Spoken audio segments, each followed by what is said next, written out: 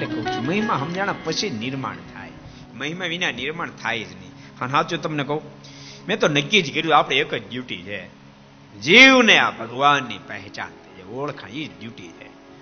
બહુ સાચું કહું, મહિમા સમજાશે તો કેવું નહીં પડે કે મંદિરે જાઓ પૂજા કરો વ્યસનો છોડો, કેવું નહીં પડે.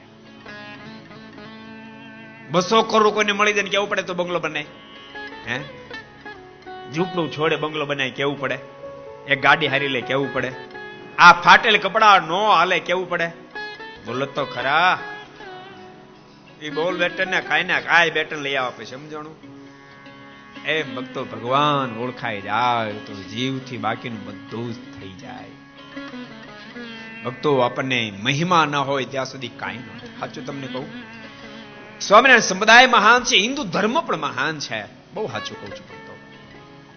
પણ હિન્દુ ધર્મની અંદર રહેનારા આપણને ક્યારેક આપણા હિન્દુ ધર્મનો મહિમા નથી.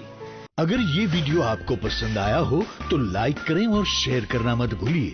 सब्सक्राइब करें सरदार कथा चैनल को और बेल आइकॉन पर क्लिक करना मत भूलिए लेटेस्ट वीडियो सबसे पहले पाने के लिए.